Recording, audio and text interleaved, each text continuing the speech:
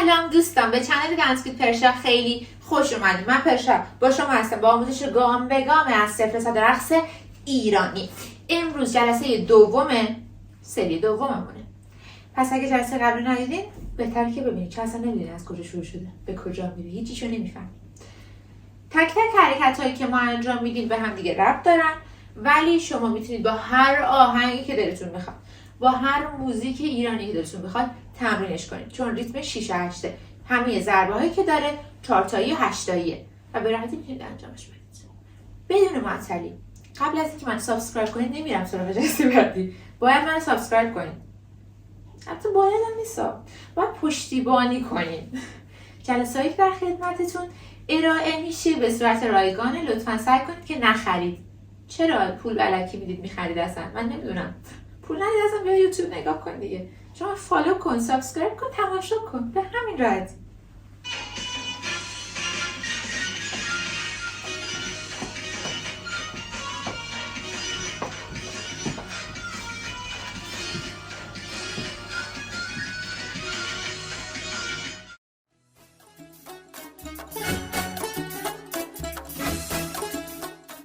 اگر یادتون باشه جلسه قبل چطور تموم شد؟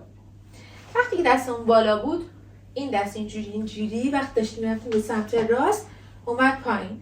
تو این حالت ما تموم شدیم. حالا چیکار کنیم؟ دستمون بالا مونده. وقتی که این دستت بالا هست، همین وسط کار، اینو میای نزدیک کمرت نگه میداری. دستی که بالا هست سمت راست یه دونه پیچ میدی، یا لامپ میگرفتیم، یه چیزی دستمون میگرفتیم اینجوری، اینو یه دونه پیچ میدی میاری تو صورتت پایین.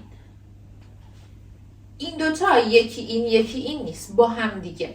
یعنی اینجوری بودیم، اینجوری میاد پایین، یه بار دیگه میاد پایین، یه بار دیگه میاد پایین. این خیلی راحته. این دست میاد رو کمر وای میسه، اینم میاد پایین. ولی اینجوری وای نمیسیم تو صورت ملل این حرکت رو انجام بدیم. وقتی میخوایم این کار انجام بدیم باید بچرخیم.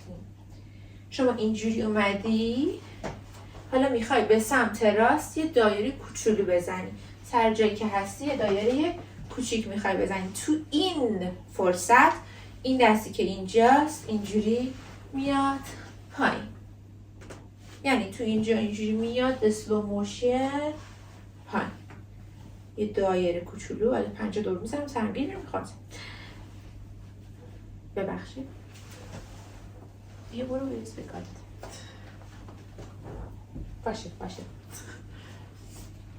یه بار دیگه این حرکت رو بریم. این بالا بودیم، این پایین، توی راه میاد پایین.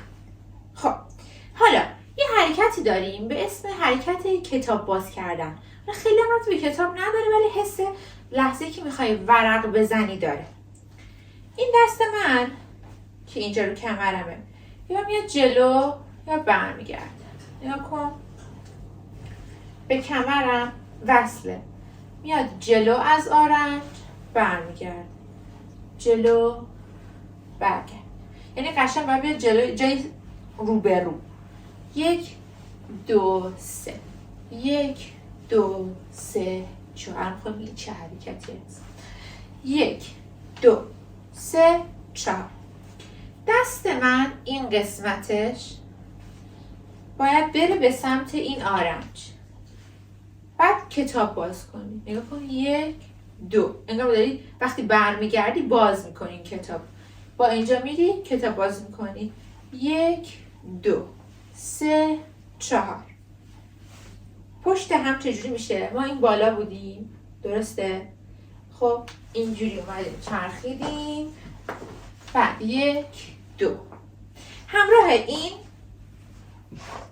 دوباره نیمچه قدم کج داریم. یعنی اون موقع ما وقتی حرکت اول شروع شد به راست و چپ رفتیم، الان باید مورب بری جلو. یعنی یه نیمچه، یه دونه دیگه نیمچه، کلا 2 تا حرکت. این 1 2. بعد عوض میشه 3 4. ولی پاهاش چجوریه؟ یه مورب به راست میری، بعد یه مورب به چپ میری، یعنی میری تو صورت طرف. قبلا چپ و راست رفتیم، حالا 1 2 3 4.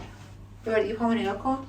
با پای راست شروع میکنم. 1 2 3 4. قسمت دوم با پای چپ میره جلو. 1 2 3 4. امیدوارم که پامو ببینید. حالا از اینجا 1 2 3 4. با اینجا نمیدونم اینجا دست اسمش چیه، استخونه، مچ دست، کف دست، میره نزدیک، کتاب باز میکنی. میره نزدیک، کتاب میگیری، اینجوری مثل نخ باز میکنی. 1 2 3 4. 1 2 3 4. بریم با موزیک.